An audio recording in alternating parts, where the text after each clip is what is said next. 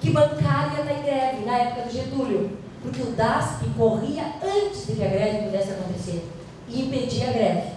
O DIP, esse é ótimo, Departamento de Imprensa e Propaganda, faz a propaganda do governo e faz a censura. Só sai o que o Getúlio quer. E daí ele cria então o programa da era do rádio, A Voz do Brasil. E a Voz do Brasil vem com os cantores do rádio. Então a pessoa associa a música boa aos feitos bons do Getúlio. Então todo mundo fala, ai, mas o Getúlio era maravilhoso, ele era um velhinho que tinha um coração do tamanho do mundo, por trás do pano, o pau pegando. E na frente, só coisas boas, para exaltar o governo. Tá? Então ele usa o rádio como elemento de integração nacional. Ele mandou queimar todas as bandeiras dos estados, só tem uma bandeira, a do Brasil. Fez uma reforma no ensino, introduzindo na educação o ensino da história do Brasil. Porque aquele que não conhece a sua história, como é que vai tomar posição como cidadão? Entendeu? E aí, então, olha os cartazes, olha as pinturas dele. Ai, que lindo, adora a criancinha. Entendeu? Até o Hitler aparece assim, tocando nas criancinhas. Porque isso é um efeito ideológico muito bom. E aí ele faz a CLT, que vigora até hoje. Consolidação das leis do trabalho. Legalizam as relações entre patrões e empregados. É o nascimento da carteira de trabalho e do contrato de trabalho. Regulamenta as relações entre patrões e empregados. E a primeira carteira de trabalho emitida foi a dele. Imagina um fazendeirão de São Borja com carteira de trabalho. Mas é para mostrar que a carteira de trabalho é a identidade do brasileiro. Ele é um atestado de idoneidade. Se eu tenho uma carteira assinada, eu sou de confiança. Está entendendo? Eu tenho crédito, consigo abrir um crédito, consigo ser reconhecido, não como um qualquer, mas um trabalhador brasileiro. Essa é a ideia, tá? E aí, então, o aspecto econômico. A industrialização conservadora é do Marx, porque o Estado vai ser dono da indústria de base. Ele botou como objetivo industrializar o Brasil. A indústria de base estatal. O Estado é dono das indústrias. Ou seja, a siderurgia, a Companhia Siderúrgica Nacional, a Companhia Vale do Rio Doce, o Complexo do São Francisco, a indústria química, olha aqui, energia, química, aço, minérios, meu Deus, toda a infraestrutura para alavancar. E aí ele vai também apoiar os fazendeiros com o Instituto do Açúcar, do álcool, porque daí vão ser o nascimento das usinas no Nordeste, do chá, do mate, da borracha, do couro, do sebo, da carne. Então ele vai apoiar também os fazendeiros, mas ele vai industrializar. E principalmente ele vai conceder créditos e protecionismo alfandegário. E o Getúlio vai fazer com que seja criado um Conselho Nacional do Petróleo, porque o Monteiro Lobato dizia, tem petróleo no Brasil. E o Getúlio bancou a ideia e mandou perfurar o primeiro poço de petróleo na Bahia. Como é o nome dele? Poço Lobato, em homenagem ao Monteiro Lobato. Então vejam, ele já tem a visualização de que tem petróleo. Hoje o pré-sal é menina dos olhos do Brasil, que pode estar na prova de geografia, vocês sabem disso no Enem. E aí então, diante disso tudo, modernizando, fazendo protecionismo, crédito, por que ele acabou então, se ele era tão maravilhoso economicamente? Porque a Segunda Guerra ralou com o Getúlio. Por que ralou? Porque o Brasil entra na Segunda Guerra vendendo borracha, mandando soldados e servindo como área estratégica. O Brasil cedeu bases militares para os aliados. Como é que o Getúlio luta na guerra para combater as ditaduras do nazismo e do fascismo, e aqui ele é uma ditadura? Então isso é uma contradição. Como é que tu vai lutar para derrubar os ditadores e tu é um ditador? Cresce a oposição a ele dentro do Brasil. Então nós vamos ter uma crise econômica com a guerra, porque vai ter superávit de exportações primárias, mas os produtos vão encarecer. Então nós vamos ter alto custo de vida, agitação, crise econômica e crise política. Tem um manifesto dos mineiros que diz, fora Getúlio. E aqueles que apoiam o Getúlio dizem assim, abertura com Getúlio. Como é o nome disso? Queremismo. Olha aqui, ó, queremos Getúlio. Não deu certo.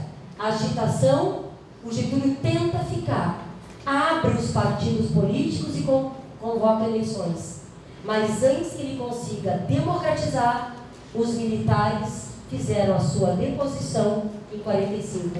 Ele entrou como saiu, ele entrou pelos militares e saiu pelos militares. Termina a primeira fase do Vargas.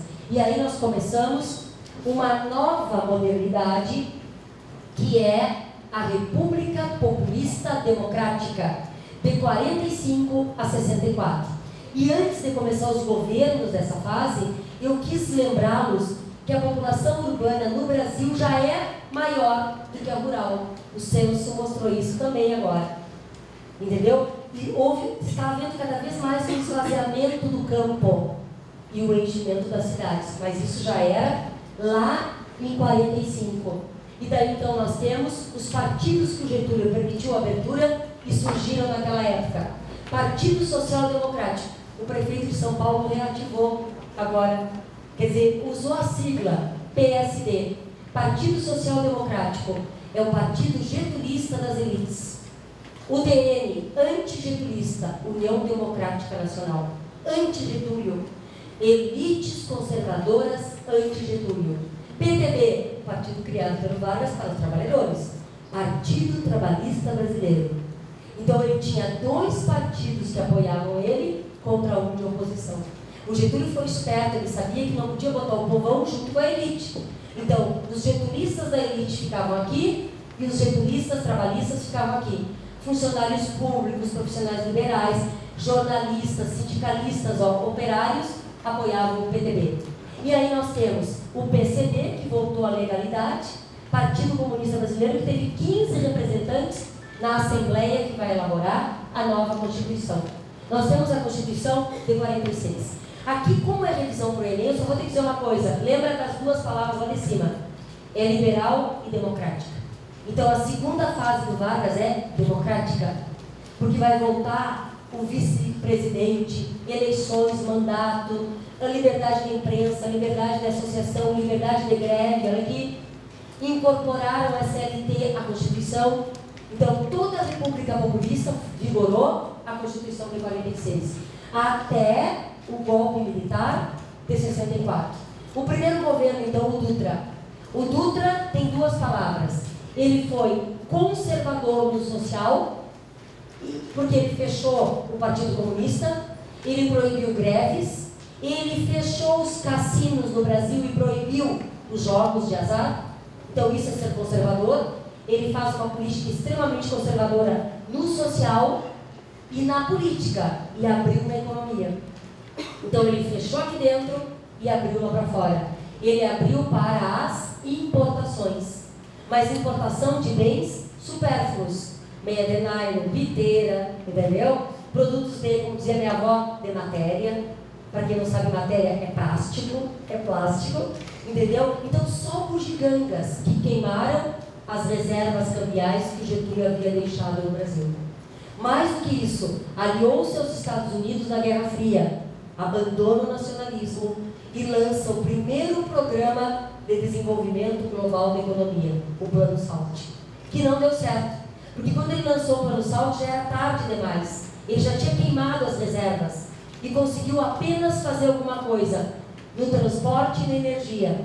Ele fez a rodovia Rio de Janeiro-Bahia e fez a rodovia, pavimentou a rodovia Rio-São Paulo. Como é que é o nome dela? Via Dutra. Então, é o único setor que ele conseguiu dar um jeito. Terminou o mandato e voltou o velhinho. E o velhinho volta com o slogan: o petróleo é nosso.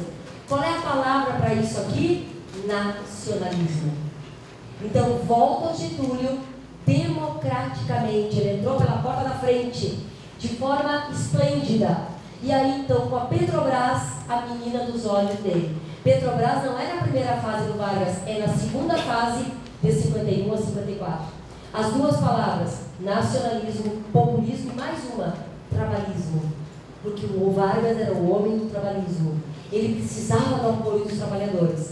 Ele nacionalizou a extração de petróleo, ele criou o BNDE, Banco Nacional do Desenvolvimento Econômico, para patrocinar o Plano Laffer, que é um plano de modernização e industrialização, e os Estados Unidos, o imperialismo, disse assim, agora é Guerra Fria, agora não podemos deixar nacionalismo, Porque os americanos diziam que nacionalismo era muito próximo de socialismo.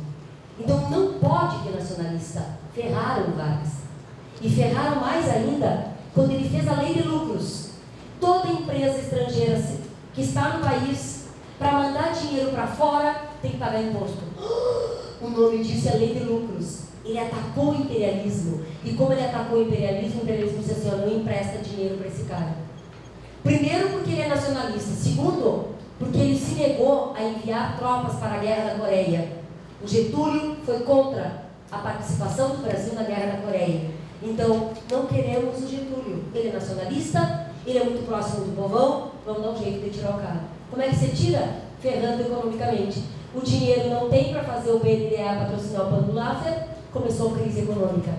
E aí, começou a estourar uma onda de greves no Brasil por causa da situação econômica. E o Getúlio ficou sem saber o que fazer. De um lado os trabalhadores, do outro lado os empresários querendo abertura ao capital estrangeiro. Ele nomeou como ministro do trabalho o João Goulart.